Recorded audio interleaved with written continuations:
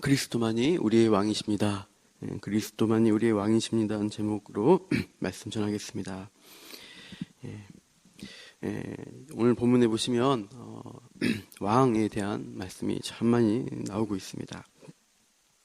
우리가 구약 이스라엘 떠올 때 첫 왕, 초대 왕이라고 할 때 우리가 떠올리는 인물이 있어요. 그 인물은 우리 다 아시다시피 사울입니다. 사무엘서에 사울 왕이 이제 왕으로 세워지는데, 사실은 이 왕은 하나님의 인정을 받은 왕은 아니에요. 백성이 인간적인 뜻으로 왕을 달라고 해서 세워진 왕이었죠. 하나님 뜻대로 세워진 왕은 그 다음에 나온 다윗입니다. 하나님 마음에 합한 왕이라고 하고 있습니다. 그래서 그 다윗 왕 때 그 강력한, 가장 강한 국가로 이스라엘이 이렇게 부상하게 됩니다.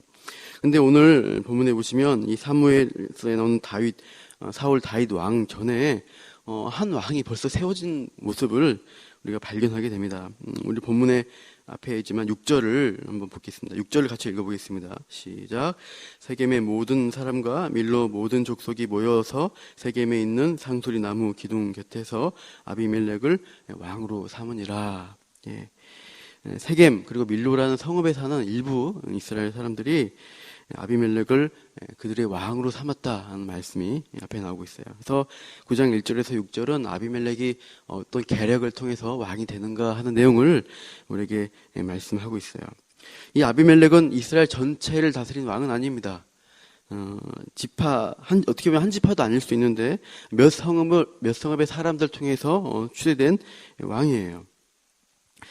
사사기 전체에서 이 왕이란 단어가 어느 이제 이스라엘 사람에게 쓰여졌다는 데서 특별히 이 9장에 나오는 본문이 의미가 있습니다. 지금까지 왕이란 단어가 붙었을 때는 항상 이방인의 왕을 가리켰어요. 여러분 지금까지 봤던 내용 보시면 가나안 왕 야빈이죠. 그리고 미디안 왕 세바와 살문나가 또 처형당한 것이 앞에 나왔고, 또 모압 왕 에글론, 또 맨 처음에 나왔던 그 앞에 있던 나라가 메소포타미아 왕 구산 리사다임이라는 사람입니다. 왕이라는 칭호는 항상 누구에게 있어요? 이방 민족, 이방 국가에게 해당됐던 제도였던 것이에요. 반면에 이스라엘은 하나님이 통치하시는 12지파의 공동체였습니다. 어떻게 보면 이제 부족 국가 형태를 갖추고 있었어요. 세상의 역사관은 국가가 발전 과정이 있다고 봐요. 그래서 혈연으로 뭉친 이렇게 가문에서 시족 사회로 가고, 그 시족이 좀 힘을 결집하면 부족 국가, 그리고 그 부족이 통합되면은 왕국으로 간다, 왕정 국가가 된다라고 해서 그 국가가 발전한다라고 이렇게 해석을 합니다.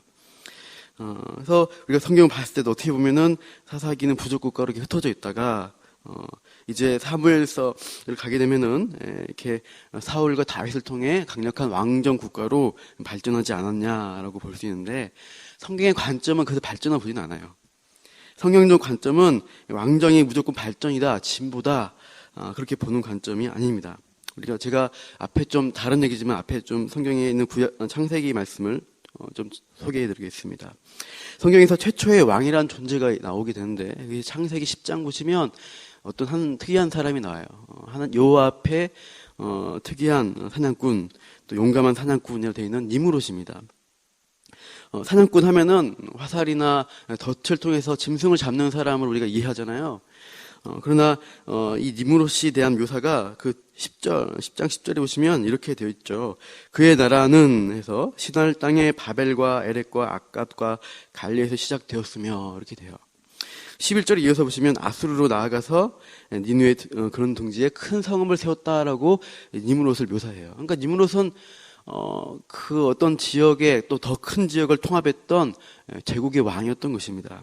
가장 처음 언급되는 왕인 것이에요. 이 왕정이란 것이 인간의 힘을 결집하는 거다, 모으는 것이다라는 것을 성경에서 말씀하고 있어요.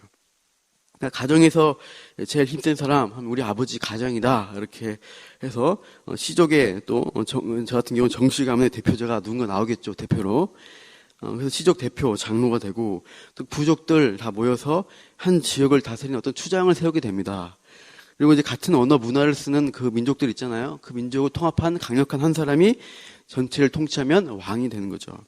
그래서 위로 이렇게 단계가 올라갈수록 힘이 모아집니다. 권력이 있어요. 이것에 대해서 세상 역사는 발전했다 라고 말하는 거예요. 그러나 성경은 타락했다라고 평가합니다. 창세기 11장 그 이후에 11장 보니까 인간들이 결집하는 모습이 보여지고 있는데, 그들이 나라를 세우면서 무슨 일을 하는가 해설을 하고 있어요. 그들이 이제 가다가 시날 평지에서 모입니다. 아까 그 시날 평지는 바로 니므롯이 나라를 처음 시작했던 땅이 시날이었어요. 그러니까 니므롯 제국의 중심지에서 이들이 뭘 했냐 하니까 벽돌을 굽자, 역청으로 진흥을 대신해서 큰 성읍과 탑을 쌓자라고 얘기하는 거예요. 뭘 쌓습니까? 바벨탑을 쌓습니다. 그래서 하나님의 그 권위에 도전하겠다. 그게 세상 왕이 하는 일이라는 것입니다. 인간은 힘을 결집해서 하나님을 도전하는 게 그런 인간의 모습이고, 그 대표자가 왕이라는 거예요. 그래서 성경은 하나님 없이 세워진 왕을 부정적으로 봐요. 좋지 않게 평가합니다. 그래서 오늘 본문에 보시면 하나님의 제거 없이, 하나님의 허락도 없이 지가 스스로 왕 되겠다고 하는 사람이 나온 거예요. 왜? 아비멜렉입니다. 그 사람의 이름 또한 특이합니다. 아비멜렉. 나의 아버지는 왕이다라는 이름을 가지고 있어요. 아마 이제 기드온의 정실, 이제 아마 왕비 같은 이제 아내들이 많았던 것 같아요. 그 아들들이 70명이 있었고, 정실 부인에게서. 그리고 이제 첩으로 이제 어떻게 보면 여종 같은 관계에서 세겜에서 낳은 아들이 이게 아비멜렉입니다.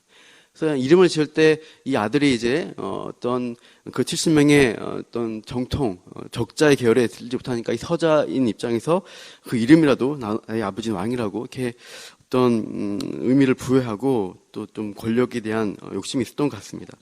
이 멜렉, 아비멜렉 뒤에 멜렉이 단어가 원래 왕이라는 뜻입니다. 그래서 아비멜렉 하면 창세기에 아브람 때 보면은 이 가나안 지역의 왕 이름을 아비멜렉으로 지어요. 칭호가, 왕의 칭호가 아비멜렉입니다. 그래서 이게 6절을 제가 원어로 한번 여러분께 소개해 드리면요. 아비멜렉 왕으로 삼으니라, 이 부분이 이렇게 되어 있습니다. 어려운 말이지만 들으십시오. 와야 물리쿠 앳 아비멜렉 레멜렉, 이렇게 되어 있습니다. 그래서 제가 세 단어를 주로 말했어요. 와야 물리쿠 앳 아비멜렉 레멜렉, 이렇게 되어 있어요. 반복된 단어가 있어요. 그러니까 와야 물리크란 단어는 원래 그 동사로 된 거예요. 멜렉이란 단어가, 왕이라는 단어가 동사화돼서 왕의 자리에 앉히다라는 의미입니다. 그래서 와야 멜렉 했을 때 그리고 왕의 자리에 앉혔다는 뜻이에요. 그러니까 앉혔고, 또 누구를 아비멜렉을 또 레멜렉은 왕으로. 그 왕이라는 단어가 3번 나와요. 3번. 왕. 이 본문은 굳이 레멜렉에서 왕의 자리에 앉혔다라고 끝내면 되는데, 왕이라는 단어가 의도적으로 반복되고 있어요. 왜 그럴까 보면은 아마 이 시점에서 이스라엘 역사에서 전에도 없었던 왕이, 하나님도 허락하지 않는 왕이 지힘으로 대해서 나타나기 때문에 지적하듯이 왕이라고 표현하고 있는 것으로 보여집니다. 그래서 뒤에 우리가 봤던 요담의 우화, 나무 우화에서 그 모습을 비판을 하고 있어요. 나무들이 찾아가서 감람나무, 무화과나무, 포도나무에게 우리 왕이 되달라고 요구를 하죠. 근데 이 나무들은 다 거부합니다. 거절합니다. 우리는 가치 있고 좋은 열매를 맺는 나무들이다. 겸손하게 기름과 열매와 포도주로 하나님과 사람을 기쁘게 하는 일이 너무나 좋다. 그런데 우리가 굳이 이 일을 버리고 나무들 위에 왕이 돼서 왕이 되겠냐라고 하는 거예요. 9절하고 11절하고 13절 보시면 그 왕이 된 모습을 나무들은 이렇게 표현합니다. 나무들 위에 우쭐대리어, 살랑살랑 흔들리면서 우쭐대리어, 이런 표현입니다. 그래서 그렇게 높은 자리에 올라가서 우쭐대는 게 왕이 하는 일이다. 누가 왕이 됩니까? 보면 무가치한 가시나무가 왕이 되겠다라고 하는 거예요. 15절에 보면 이 가시나무가 열매도 없는데 뭐라 합니까? 그늘을 제공해 주겠다라고 말하고 있어요. 가시나무에는 그 이파리가 굉장히 얇습니다. 침엽수처럼요. 그래서 넓은 잎이 없습니다. 가시나무 밑에 가면은 그늘이 있을까요, 없을까요? 조금 있겠죠. 하지만 햇살을 많이 차단하지 못하는 게 가시나무예요. 그 밑에 있으면 뭐합니까? 해는 또 받고 열은 받고, 근데 가시에는 찔리는, 피 흘리고 아플 일이 있다는 거예요. 근데 그 가시나무가 하는 공약이 뭡니까? 내 그늘이 와서 보호해주겠다, 피해라 라고 거짓 공약을 하고 있습니다. 그리고 협박을 합니다. 안 오면 어떻게 합니까? 불이 나와서 다 태워버릴 거다 라고 겁을 주고 있어요. 좋은 나무로 나오는 레바논 백향목은 좋은 나무입니다. 이스라엘에서 최고의 가치가 있는 나무인데, 어떻게 보면은 이 요담이 의도하는 것은 자기 형제들, 좋은 나무였던 70명의 형제들이 그 한 바위 위에서 다 죽임을 당했다. 가시나무 같은 아비멜렉에게 죽었다는 것이에요. 그래서 이 아비멜렉 통해서 이스라엘에 뭐가 일어납니까? 싸움이 일어납니다. 누군가 가문의 형제들이 죽이는 일이 일어나고, 나중에는 한 성읍에 또 같은 동족끼리 전쟁하고 죽이는 일들이 계속 일어나요. 이러한 분열, 아픔, 평화가 깨지는 갈등과 분쟁의 상황이 누군가 왕이 되려고 할 때 일어나는 것입니다. 그러나 하나님의 공동체는 평화이고 여호와의 샬롬이 임하는 것을 하나님이 원하세요. 그러니까 왕이라는 사람은, 성경에서 말하는 왕은 자기 힘으로 왕이 되는 게 아닙니다. 우리 뒤에 베드로 전서 한번 찾아보겠습니다. 베드로 전서 2장 9절입니다. 우리가 이 말씀으로 적용하며 살았으면 좋겠습니다. 베드로 전서 2장 9절입니다. 하나님이 아무도 왕 되지 말라는 것은 아니에요. 우리에게 또 주신 직분 중에 하나가 왕이라는 직분이 있습니다. 그러나 그 의미가 아비멜렉의 의미와 다르다는 것을 우리가 이해하고 실천을 했으면 좋겠어요. 2장 9절에 있는 말씀입니다. 베드로전서 2장 9절입니다. 같이 읽겠습니다. 시작. 그러나 너희는 택하신 족속이요 왕같은 제사장들이요 거룩한 나라요 그의 소유가 된 백성이니 이는 너희를 어두운 데서 불러내어 그의 기이한 빛에 들어가게 하신 이의 아름다운 덕을 선포하게 하려 하심이라. 예, 여기서 왕이라고 돼 있죠. 우리를 택하신 족속, 그리고 왕이라고 하나님이 부르십니다. 그러나 그 왕은 그냥 왕이 아니라 딱 왕 하나로 끝나는 게 아니라 왕 같은 제사장이에요. 왕이자 동시에 제사장입니다. 여러분, 구약에서 제사장은 뭐 하는 인물입니까? 백성의 죄를 대신해서 짐승의 피를 가지고 하나님 앞에 나아가는 사람이에요. 잘못 나가면은 죽습니다. 성막에 잘못 들어가면 죽는 거예요. 그러나 그 백성의 죄를 대신해서 그 피를 가지고 흘리면서 나아가서 백성의 대표자로 목숨 걸고 나아가는 사람. 그래서 죄로 깨어진 하나님과 백성의 관계를 회복시켜주는, 평화를, 샬롬을 다시 돌아오게 하는 그 사람의 역할이 제사장인 거예요. 섬기는 사람이에요. 우리는 왕이지만 섬기는 사람입니다. 우리 어렸을 때 교회에서 주일학교 때 많이 부르잖아요. 왕 나는 왕자다 이렇게. 그때 내가 왕이니까 하면서 잘난 체하고 다른 사람 억압하고 마음대로 휘두르고 그런 게 왕이 아니라는 얘기예요. 성경의 왕은 옆에 있는 사람을 섬겨주고 왕으로 섬겨줄 때 진짜 왕이 되는 것입니다. 여러분, 농담이지만 천국 가면은 그런다고 합니다. 왕 대접을 받기 때문에 왕이래요. 그러니까 다 왕으로, 옆에 있는 사람을 종처럼 왕으로 섬기려고 한대요. 그래서 왕 대접 받으니까 천국이라는 것이고, 지옥에 가면은 다 나를 왕으로 대접해달라고 한대요. 그러니까 다 종으로 대하니까 지옥 같은 그런 관계가 된다고 합니다. 참 우리가 이 공동체에서, 남문교회, 그리고 우리가 나아가는 직장, 가정에서 하나님이 뭐라고 말씀하시는 거예요? 너희가 왕이지만 제사장으로, 예수님처럼 섬기는 자로, 자기 목숨을 다해서 우리를 사랑하시고 섬겨주신 예수님처럼 살아야 된다라고 우리에게 말씀하는 거예요. 우리가 하나님의 백성, 하나님의 자녀라는, 왕의 자녀라는 어떤 자부심도 가져야 합니다. 그러나 동시에 예수님의 모습을 따라서 주변에 있는 사람들을 섬기고 그들이 하나님과 화목할 수 있는 자로 되도록 우리가 그 일들을 오늘도 우리가 있는 자리에서 해나가시기를 축원합니다. 오늘도 이렇게 아비멜렉 같은 왕이 아니라 하나님이 기뻐하시는, 하나님 마음에 합한 섬기는 왕으로서 우리가 함께 살아가시기를 소망하며 제가 기도하겠습니다.